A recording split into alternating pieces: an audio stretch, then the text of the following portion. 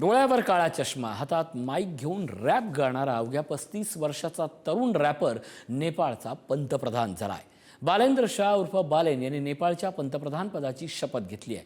नेपाळच्या इतिहासातील हा सर्वात तरुण पंतप्रधान. त्याचं हे पंतप्रधान होणं फक्त नेपाळसाठीच नाही तर दक्षिण आशियासाठीही महत्त्वाचं आहे.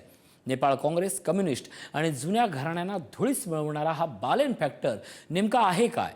आणि भारतासाठी हा तरुण नेता मित्र ठरणार की डोकेदुखी? पाहूयात याबाबतचा स्पेशल रिपोर्ट.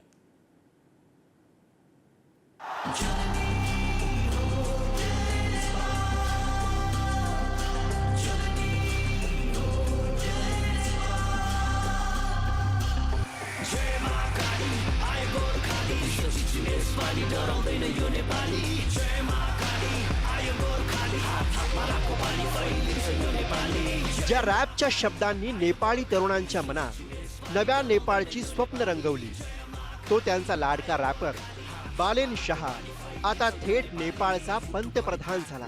देशको रक्षा गर्ने जति सबै छन्, नेता जति सबै चोर देश लुटी खाछन्, आमाको साडीमा कटु सोची मुतिराछन्, खाने बेला एक गर्ने बेला फुटिराछन्. नेपाळच्या गल्लीबोळात जो रॅपचा आवाज घुमायचा, तोच आवाज आता नेपाळच्या संसदेत घुमणार आहे. 5 मार्च 2026च्या ऐतिहासिक निवडणुकीत बालेन शाह यांच्या राष्ट्रीय स्वतंत्र पार्टीने RSPनं प्रस्थापितांचे बालेकिल्ले उद्ध्वस्त केले. 275 पैकी 182 जागा जिंकून बालेन यांनी राजकारणातील सर्व घराणेशाहीला सुरुंग लावलाय. नेपाळसाठी रस्त्यावर उतरलेल्या जेन झीने, नेपाळच्या यंगिस्ताननेच बालेंद्र उर्फ बालेन शाह यांना थेट सत्तेच्या शिखरावर बसवलंय. नेपाळमध्ये आज जे चित्र दिसतंय त्याची बीज पेरली गेली होती सप्टेंबर 2025 मध्ये, जेव्हा नेपाळची जेन झी युवा पिढी दशकांच्या राजकीय अस्थिरतेला, महागाईला आणि भ्रष्टाचाराला कंटाळून रस्त्यावर उतरली होती. जुन्या नेत्यांना हटवा, नेपाळ वाचवा ही घोषणा केवळ घोषणा नव्हती, तर तो एक वणवा होता. या रक्तरंजित युवा क्रांतीत डझनभर तरुणांना आपला जीव गमवावा लागला, पण या संघर्षातूनच जन्म झाला एका नव्या नेतृत्वाचा, बालेन शाह. ही युवा क्रांती कशी झाली ते समजून घेऊ. 30 वर्षांपासून सत्तेत असलेल्या सिंडिकेट राजकारणाविरुद्ध तरुणांनी एल्गार पुकारला.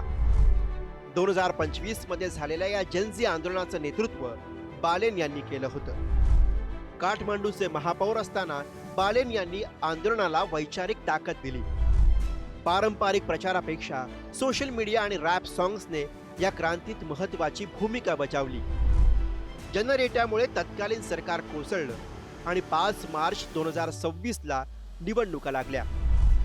275 पैकी 182 जागा जिंकून बालेन यांच्या राष्ट्रीय स्वतंत्र पार्टीनं सत्ता मिळवली. बालेन हे उच्च शिक्षित स्ट्रक्चरल इंजिनियर असून भारतातील कर्नाटकात ते शिकलेत. नेपहॉप म्हणजेच नेपाळी हिपहॉपचा वापर करून बालेन शाह तरुणाईचा ब्रँड बनले. शेर बहादूर देउबा, KP शर्मा ओली यांच्या दशकांच्या वर्चस्वाला बालेन यांनी सुरुंग लावला. वयाच्या 35व्या वर्षी पंतप्रधान बनून नेपाळचा सर्वाधिक तरुण पंतप्रधान बनले. ते मधेसी आहे. नेपाळच्या इतिहासात एक मधेसी व्यक्ती पंतप्रधान होणं हीच क्रांती आहे. भारत आणि नेपाळ हे फक्त सख्खे शेजारी नाहीत, तर धर्मसत्ता, लोकसत्ता आणि अर्थसत्ता या सगळ्यात एकमेकांचे साथीदार राहिलेत. पण बालेन शाह यांची भूमिका कायमच प्रखर नेपाळी राष्ट्रवादी राहिली आहे. बालेन शाह हे मधेसी असल्याने त्यांचे भारताशी सांस्कृतिक संबंध जवळचे आहेत, पण त्यांची राजकीय भूमिका मात्र नेपाळ फर्स्ट हीच राहिली आहे. भारतासाठी ते एक टफ वाटाघाटी करणारे नेते ठरणार यात शंका नाही. बालेन शाह हे मधेसी असल्याने त्यांचे भारताशी सांस्कृतिक संबंध महत्त्वाचे आहेत. मधेसी पार्श्वभूमीमुळे उत्तर प्रदेश आणि बिहारशी व्यापार वाढण्यास मदत होईल. पण काठमांडूचे महापौर असताना त्यांनी कार्यालयात ग्रेटर नेपाळचा नकाशा लावला होता. या नकाशात भारतातील उत्तराखंड आणि हिमाचलचा काही भागाचा समावेश होता.